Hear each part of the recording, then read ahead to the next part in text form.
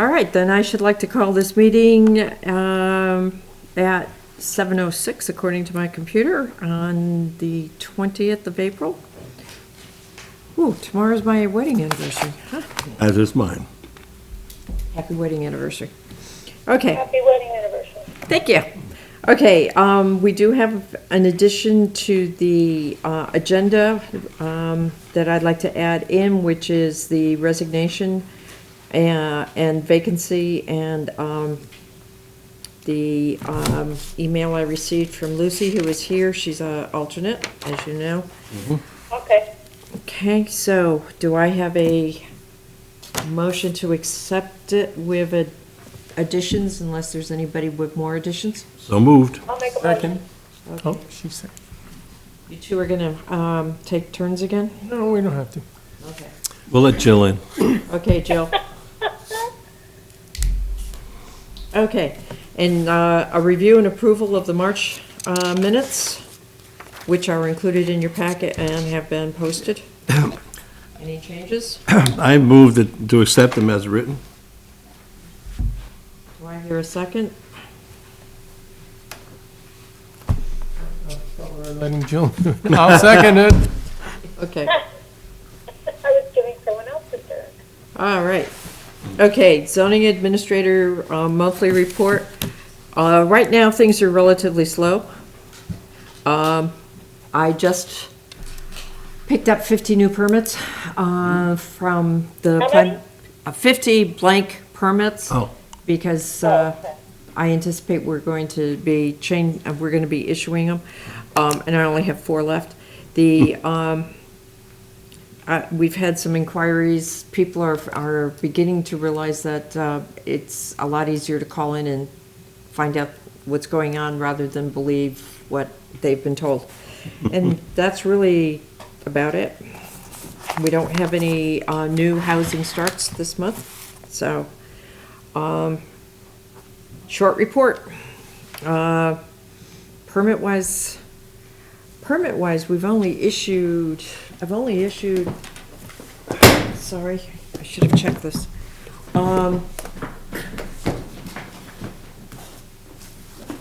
Just to give you some idea how slow it is. I've only issued 10 permits, and that includes a peddler's permit. And last year at this time, we were already at, so what I'm saying is maybe the housing market slowed down a little bit. It would be nice. By this time last year, I was already on 24. So, okay, so that's that report. The approval of the cannabis ballot, I did report to the select board exactly as we discussed, and the select board is taking it under advisement, which is what we thought would happen. So, okay. Did they have any feedback, or what did they? No, there was nothing. It was just a report. I don't even remember if they asked me any questions, to be honest.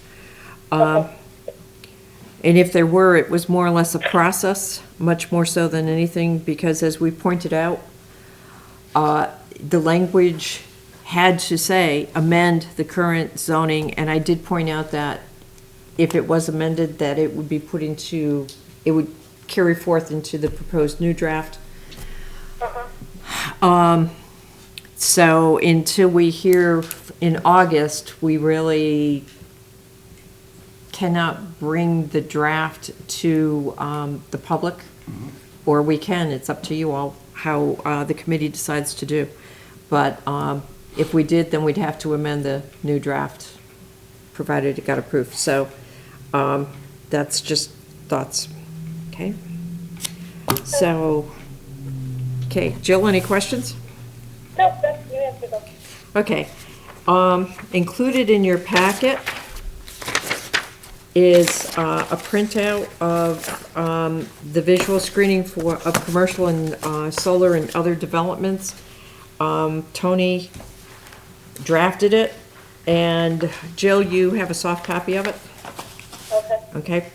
And what I did, or I tried to do as much as possible, was where, say for example, in the first paragraph where it says in accordance with Vermont State Statutes 242291, if you look over the next page, it's in there. It wouldn't be in the zoning, but at least it's for your information. And I did try to point out some of the things in here. To be honest, though,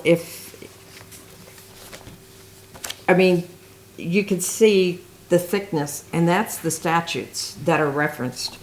I don't think we can keep on printing out and putting it into the zoning as much as I would like to. So the only thing I can do is, what I've been continuing to do is make sure that if it's in the zoning and referenced, that it really still exists. And I'm about halfway through, because unfortunately, it will reference one, and then it will say in pursuant to this, to that, so you're all over the place.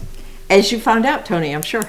Well, I didn't go too far into it. I just looked at the statutes or the regs that were forwarded to me by, I can't remember her name now.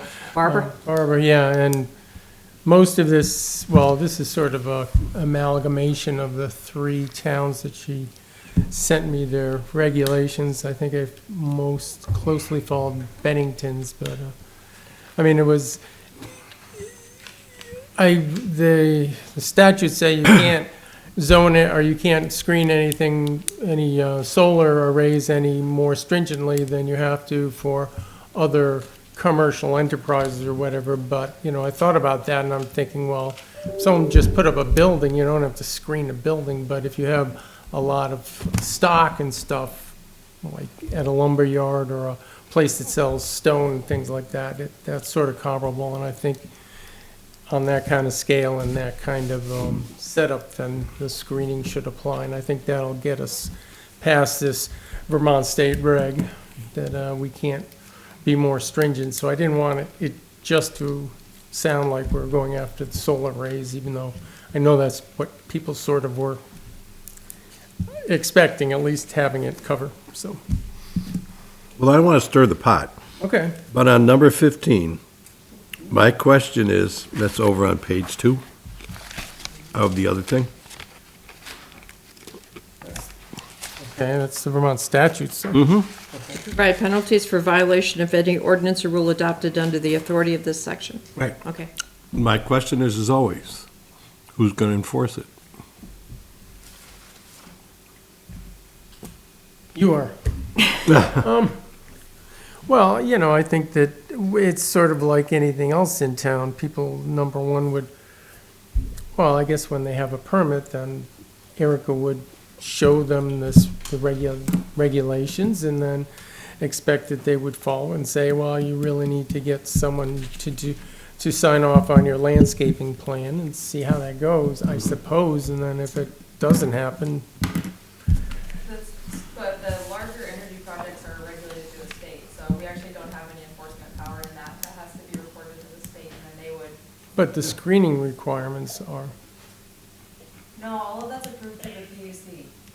So I don't know that we could enforce them to Kevin's point. Well, I don't know why the planning commission, Barbara told me that these are what these other towns have done. It is. And, so you're just saying it's all moot? But it's not, no, I'm not saying it's not moot. No, it's very relevant because solar developers have to comply with town plans. Okay, But the enforcement issue is not a town issue because all of the, so you're saying the state is going to take the regulations that we propose, and then they would be the ones to take the enforcement off our hands? That sounds easy. the applicant has to comply to these and they have to, but we don't issue, the town doesn't issue a permit for solar. Yeah. If we're talking about solar.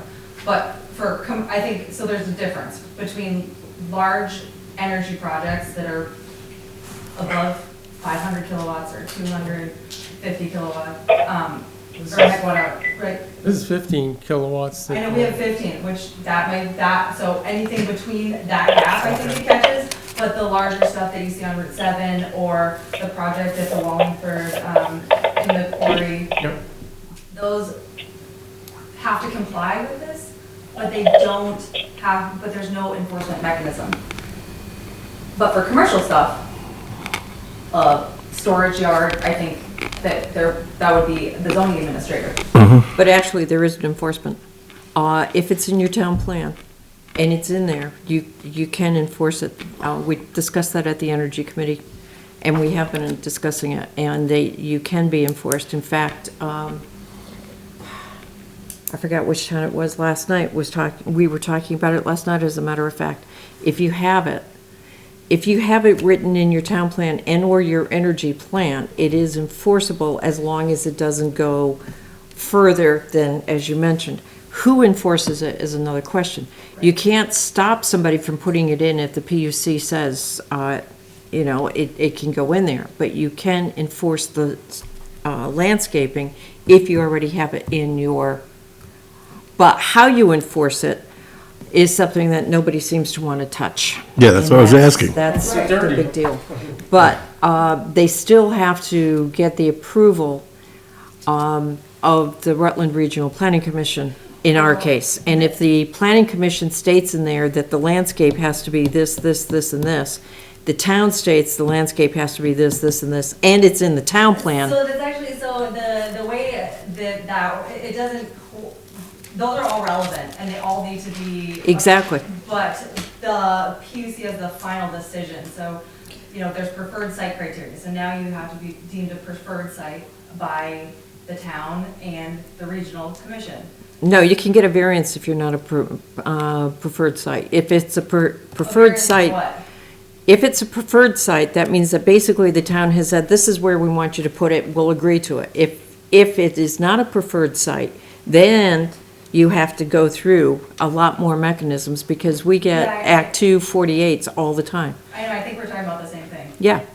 But if the Rutland Regional Planning Commission doesn't agree to it, they can write a letter, and we have written letters to the PUC. The town has written different towns, but the whole thing is, and this goes back to making sure that the energy plan is robust, is if you don't have a robust energy plan, and if you don't specifically state all these things, the PUC is not going to care.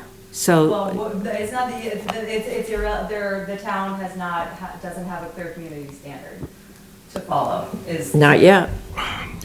Right, so, but I think Kevin's point, just getting back to Kevin's point, the enforcement, and I think for large-scale solar, it's not enforceable from a town's perspective, because they don't need a permit from the town, so I don't know that, so I think and this is a question perhaps for the RPC, but say that solar array on 7 that's on the south end of town, their solar screening is inadequate, and I don't think there's anything the zoning or town can do. No, because because at the time it was put in, we didn't have anything in. I'm talking about that in the future, I don't mean like retroactively, I'm not talking like. They would be grandfathered in. If That's another not one the wants to point, go That's out, not what I'm saying, I'm talking about in a future scenario. if another one wants to go out there, if it is in the regs, Right. it's a whole different story. And actually, what is happening in some cases is that, in some cases, not a lot, what they're doing is they're making them put up a bond that if the An landscape escrow, fails, yes. yeah, if the No, landscaping, That's required now. yeah, no, And bond, typically there's a maintenance plan, and often they also have to do a check Exactly. annually. yeah, they're supposed to do a check handling, but no, a bond is not required, a letter of credit's required. Bonds are not required. You can, if the company gives you a letter of credit that says, yes, we guarantee this letter is gonna be good in 21 years, that is what the PUC is requiring. Nothing in escrow. So I think we're kind of talking in And what circles. about South Wallingford? South Wallingford's a done deal, and it has been, there's nothing we can do about it, even if we, No, I thought Lucy was talking about South Wallingford. no, that would be South Wallingford, say, next year, or 2 years from now. Right. No, because with the whole. New thing, installation. we weren't allowed to tell them, but we just made a suggestion. Correct. Like a prompt. Correct. Yeah. And remember the At the whole, time, now we weren't allowed to tell them. yeah, anything. and we still can't, because we don't have any mention of it, which is the whole purpose of Yeah. what we're doing That- tonight. Yeah, that's good, because back then it was like very frustrating, but the way it came across is our hands were tied because the state told us, you know, you can't tell them what to do because we're regulating it, but you can suggest it. So we were lucky to get what we did down there. Right, and they're all dying, and there's nothing we can do about it. Yeah, Yeah. I mean, I've always thought that it has to be certain kind of tree and it has to be maintained and blah, blah, blah. Yeah, So I'm glad we're having this discussion finally. well, I think we've all been pretty well agreed to it. It's just a matter of the wording now. Yep. Well, I want to say that I wrote about 20% of it and rearranged Cobbled the rest? most Yeah. of the rest. Okay. Okay, so, we don't have to vote on any of this tonight, obviously, to put it in, and what we want to do with it, but it's here. What would you like to do with it? Well, I just feel taken a little short because they didn't have it in advance. But with that in mind, let's say we definitely settle it next month. Because I can take this home and take this apart and make sure I understand it. 'Cause- And if you want, I can, or do you want to ask Barbara to take a look at it, or have you? I haven't. I mean, there was a wide variation in what people were stating in their rules and regulations. You know, there was one from, Westmore is the Lake Dunmore area, and they had one that was about 4 or 5 pages long, and she says, well, that's because they want to protect Lake Dunmore in every which way that they can, and so, and then the Bennington one was probably about this length, and then I took some of the description from another town she gave me about, oh, this isn't intended to be an impenetrable barrier that you can't even see through, it's supposed to make it look nice type of thing towards the end, so. Now, I would, if, you know, a naturalized green rather than a large, a diverse, basically you're saying a variety and not one species, right? Right. Now, what if there was an application where one species was appropriate? Well, I don't know. Well, the biggest problem with a single species of any kind like that is that if a disease comes into one tree, you get them all. Whereas if you're diverse, you know, what's affecting the coniferous tree is not necessarily going to be affecting another. So, you know, you got your deciduous and they're going out, you know? So I agree that the diversity is important. I mean, I don't think it is a greater expense to have more diverse planting if you have to do it. I mean, this also states that, you know, if there's vegetation there already, you can certainly use what's there. If you can. And, so, but a single species is, yeah. Or just, I mean, a large expanse of uninterrupted uniform material. So 2 kinds of conifers would be fine next to each other, right? 2 different species, yeah. I suppose. I mean, I don't think you can tell them exactly, I mean, I guess you could, but it just seems a little I'm difficult. just curious, I was just asking. No, for, Because if you have existing vegetation, you just need to supplement. You can't just say, oh, well, you have to plant a conifer every 10 feet type of thing, because you have to cut down maybe some of the deciduous to get, I mean, it just wouldn't make sense. So I think that if it, I think this lays it out sort of reasonably, and I think Cold River's a really good example of a mixture. yeah, that worked pretty well. yeah, I might recommend that the 2.5 inches is a caliper size, not a diameter at breast height, because the install it's specified in caliper inches. I've usually heard of trees being DBA. I don't know if, DBH is what you measure, like, but if you're buying it from a nursery and you're specifying it on the landscape plan, it's Jill? caliper. Okay, It's me. if you're an expert on that, I'll exceed your expertise. So yeah, this is what was in the regs from No, I know. yeah. somewhere else. I don't know. Yes. It actually seems almost too big, but I figured if it's good enough for them, it should be good enough for So us. South Burlington specifies all their street trees at 2.5 inch caliper. So they are big, to your point. They Yeah. are. Okay. And then my last question is, if there's already sufficient screening, is that addressed in this? I think so, somewhere, isn't it? Vegetation used for the may include both conifers. Or if it's just like to your point, if it's existing, then Yeah. folks don't need to, I guess is that, I just question, is that spelled out? Somewhere it says Rarely large existing areas. May include existing trees and shrubs, comma, new plantings and berms, or a combination thereof. Yeah. So it sort of addresses it.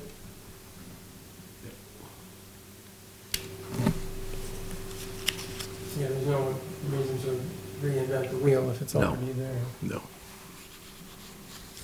So we'll nail this, this is, from my position, a fine working document. Thank you, And- surrounding towns. Yeah, and, you know, I did the same thing with regard to the chickens and the rabbits. I wanted to see what the other towns were doing, just to make sure that whatever we were thinking wasn't way out there. And then, you know, with the other things we had, it just seemed like, okay, we're all in the same area. But this is done well. Okay. Kudos, So, could I have a motion to either approve, table, toss it in the fire, whatever? No, I'm joking. Anyone? I'll make a motion to table it till next time, but with the proviso that we definitely vote on it next time. That we take this, modify it, or approve it like it is and put it to bed. So, table to May with vote next month? Yep. That's what I'm putting. Lucy, if you want to spruce up the spruce diameters or calibers, that's I'll fine. take a look, you know, Okay. Okay. Wait a minute. Can I have a second on the motion? Oh, yes, second. Thank you. Discussion? Any further discussion? no, I think this is a really good start. It's basically there. Okay, and Lucy, you're gonna look at the diameters? Yeah, yes, yep, I can take a pass at this. I have read, and many, I've. I have no big vested interest in this.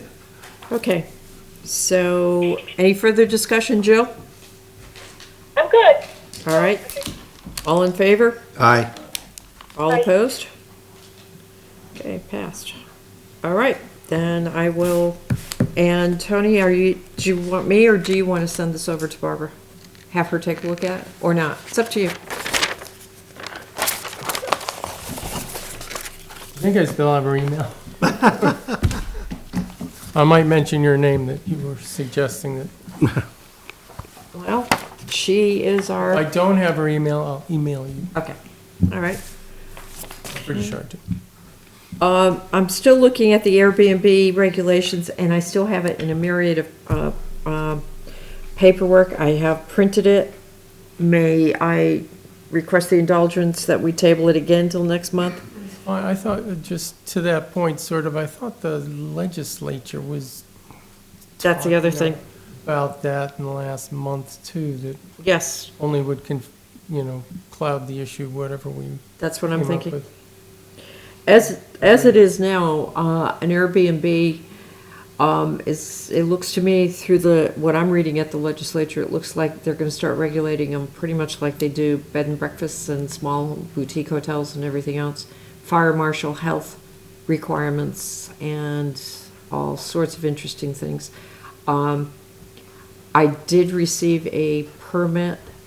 It's a change of use, actually, from the new owners of the I.B. Munson House, where it was a bed and breakfast. They wanted to turn it into an Airbnb. And so it's technically a change of use because it's going from bed and breakfast to an Airbnb and how they want to work it. So I'll be notifying the Development Review Board about that because with a new owner, the former permit's void anyway. Okay. Moving on. Kevin, Livestock. Hey, this little draft I made up pretty much says it all. The idea is to get a base point, and it wasn't based on throwing darts at something on the wall. It was looking outward to other towns like ours, taking the writings of Jamie Bouvier and just understanding the town of Wallingford. And this is kind of what I came up with as a jumping off point. It's pretty simple, and I am wide open to anybody who wants to make changes or thinks they have a better way to say it, please do.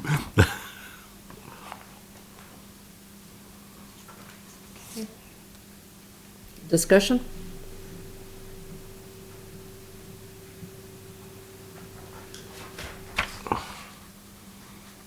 I kind of stopped at rabbits. I mean, we could have gone into cows and horses and goats, but they seem to be all covered under the other state regs.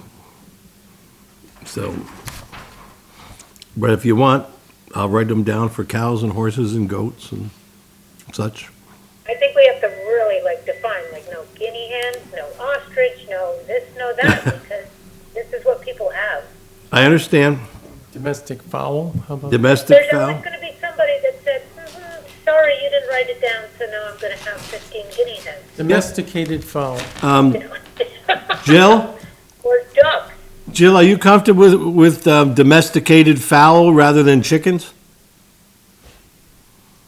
Someone's going to argue that. Some people keep chickens in their house. And so they're domestic.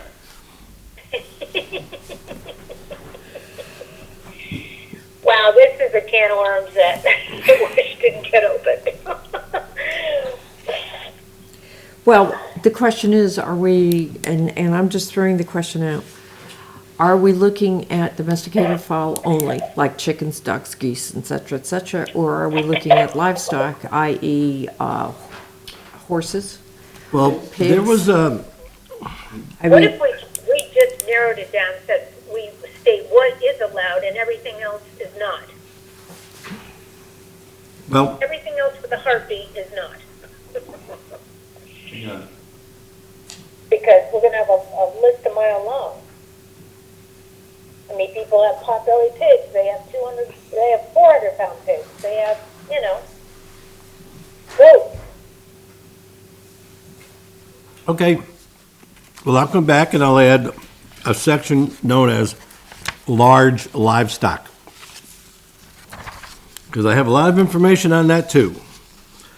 But there was, You could just say there was people are allowed to have, surprisingly let's say, 10 chickens, a lot of state regs on those. no fowl, other fowl. okay, large livestock. That won't be hard at all.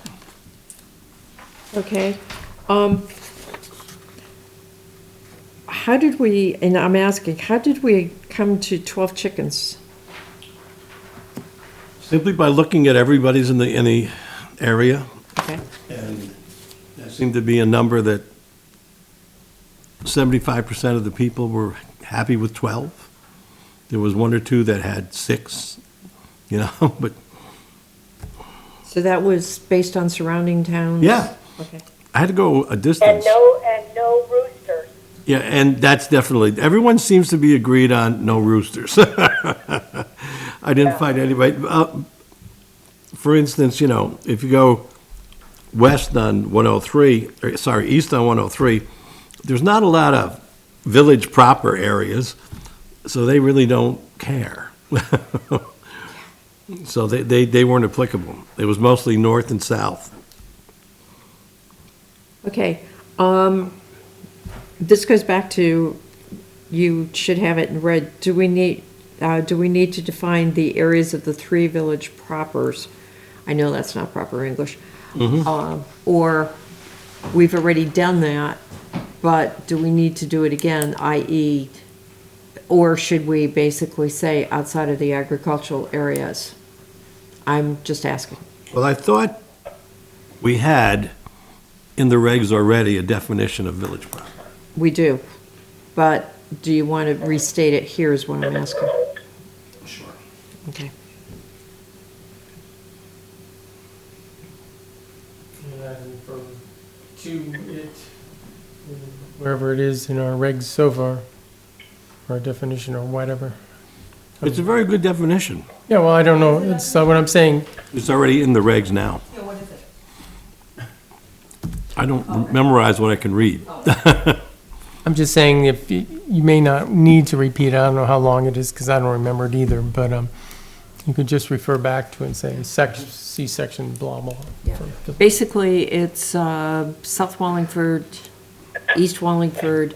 The village proper, as most of us look at it, is really that map, defined as the fire districts, is going back through the historical. It seems to have followed whatever the fire districts are. So the village proper for Wallingford Route 7 is where 7 splits, well, from the bridge to where 7 splits is quote-unquote the village proper, regardless of what the zones are. That's why I'm asking, is because you actually have 3 zones in that area. 2 of them are residential and 1 is industrial. So I don't know if if we still want to keep the term village proper, if we want to specify the different zones. Is there a map that shows the village proper? If you take a look at that map right there, where it says village area in the pink, But that's only, 1. right. Correct. So there, We're still So- discussing the others. That was mentioned last month, if I recall correctly. There's a book that seems to be the book that everybody forgot we had, is the historical architecture of Wallingford. It's available, and it has the 3 maps in there. That seems like that's the one that everybody goes by. if you define the village proper on a map with lines Yeah. that show that, then that seems like it would be a really That's, solid reference. that's exactly what we're gonna have to do. Hey, Jill, I want to back up a little.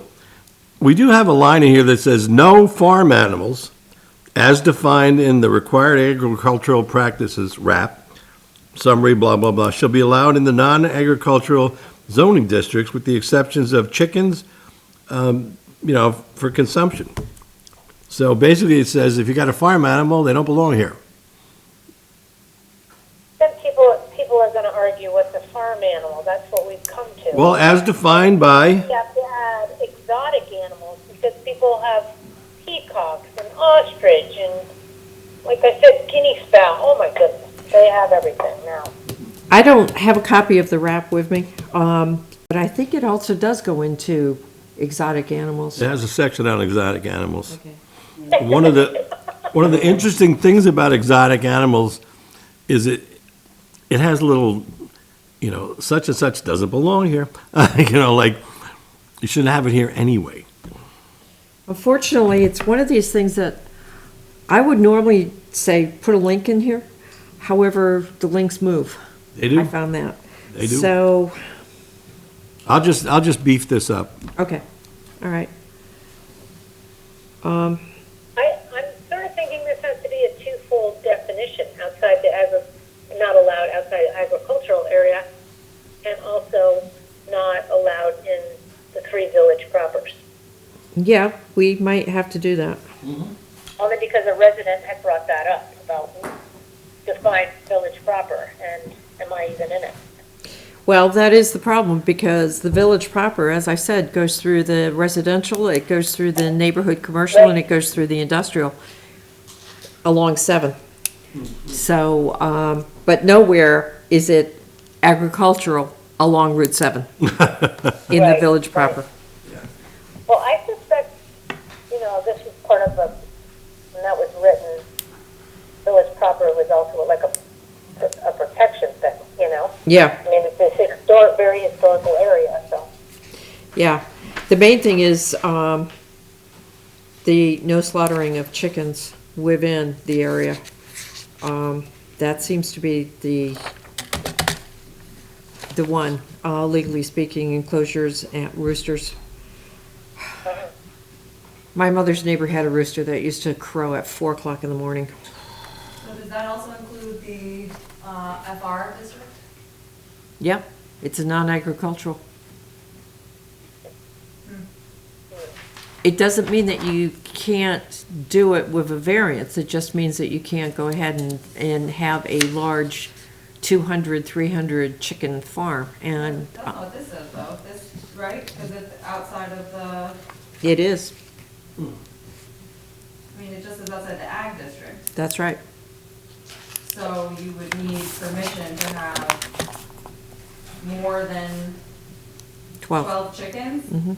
in the forest and rec Mhm. department, and you couldn't have a rooster? Even if you live in that parcel or that parcel? That does not make sense. You can always ask for an exception.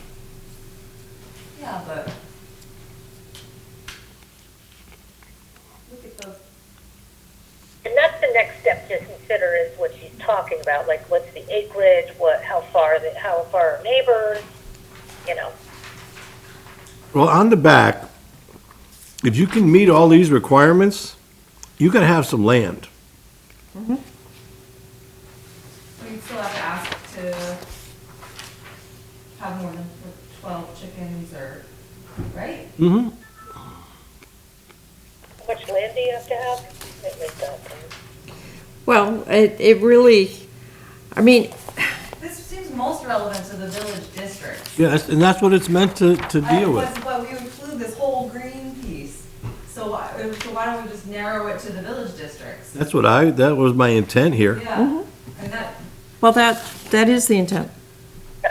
well, then this word shall be allowed in non-agricultural zoning districts.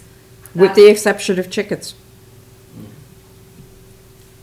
That's the problem. Well, I think Lucy says if you live in the forest, you should have all the chickens you want if you're not. That's right. Yeah, I mean, I just Doesn't don't know, matter. is there a reason to limit the folks in the forest districts' chicken numbers? Like maybe they want 20 chickens or, I copied this one directly from one of the other towns. no, I'm not disputing. No, I'm just letting you know. Yeah, And so I figured, okay, I'll put that in. but we might have different zoning districts. Yeah. We do have different So if you zones. want to modify that, I'm not married to anything. So, No dog in this fight. because it seems like we're just talking about a couple, these village proper areas, so it seems like maybe we just refer to the village proper areas, and then the rest of the folks can, you know, as long as, right? Is that the goal? Yeah, it's the goal. Yeah, this all started, obviously, in the village, so. Well, it started in the village, and it was brought up by someone who's not with us anymore, basically to prevent large-scale production in the non-agricultural areas. That's really where the whole thing started. But was the intent non-agricultural areas in the village or everywhere? Because I don't see anybody having a problem with some of these folks that own land in the green. What I think the intent was at the time was, okay, somebody decides that they're gonna buy in the middle of the green, and they're gonna start a chicken farm in the middle of the green. But would they need a permit for that? Yes. So they'd have to go through DRB anyway. They'd have to go through DRB. So, And the whole idea is to keep the forest and the rec area, to keep the forest area green, obviously, but also to prevent somebody from buying up. My understanding is to prevent someone from buying up parcels of land, starting something in the middle of the green area, or a non-agricultural district when we already have an agricultural district where you can have as many chickens there as you want. that seems like that would be a zoning thing, I don't know. That's us. We're the zoning thing. Yeah, I know, but I mean, I feel like that'd go through the DRB and any commercial operation. I don't know, I guess, it seems like the forest is generally large acreage. Yeah, I just wonder why we're expanding the limits everywhere when seems like I heard what you just said, Erica, but I thought that the original intent you had mentioned was actually just the villages. Whatever, we can talk about it more later. I don't see the forest people clamoring for chickens, though. I mean, it's not that appropriate to start trying to raise flocks of chickens when you're out in the forest where the Something to coyotes and consider as foxes are. I mean, it's- But, and they're not there now, and number two, if something's happening, someone has 20 chickens and no roosters, no one's gonna know about it, and no one's gonna complain. There are things to complain about in the forest district right now that are much more pressing, as far as I'm concerned, but, no one is complaining about them. It just seems like a little bit of an unnecessary, I guess my question is, if somebody wants 20 meat birds, right, annually, do they need to come in for a permit every time? The answer here is yes. Just throwing it out there. Seems like it's, yeah, just a question. Well, I'm just taking notes, whatever you all want. Me too. I'll sharpen my pencil, as they say, and define some of these things, and Bring it back? I may even list the ones included in the required agricultural practices, just so that people say, I didn't know. And now you do. Okay, so, a motion to table it again for next month discussion? I'll make that motion, but I do think that it's pretty good the way it is. I'll second it. What I'll do is I'll develop two different ones. One kind of reflective of this one with a little more focus, and then a whole nother one. All right, so any further discussion? Jill? No, Okay. All in favor for tabling it to continue next month? I, Aye. I, Okay.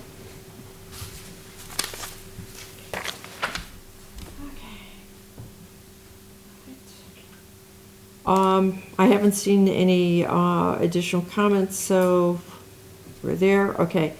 We do have the additional item. I received a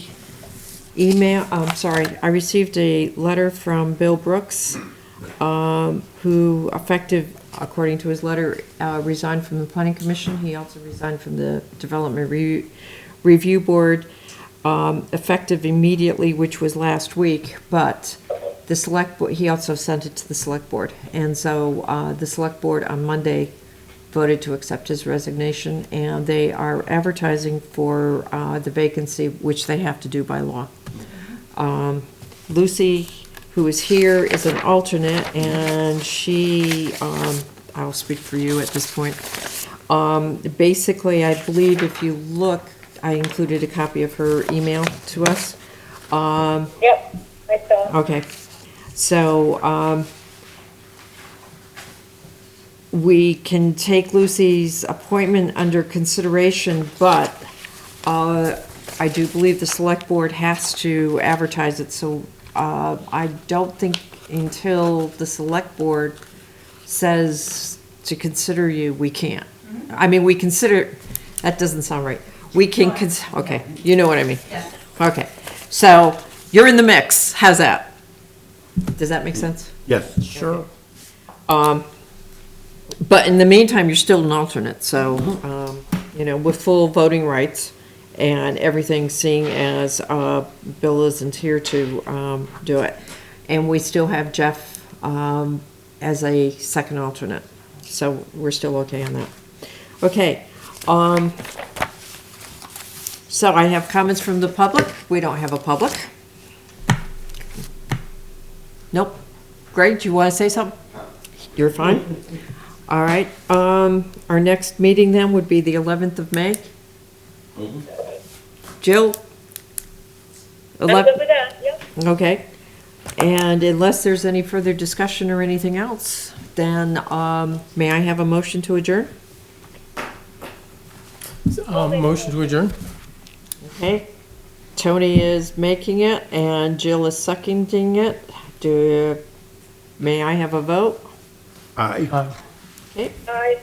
then I propose that we are adjourned at 7:50.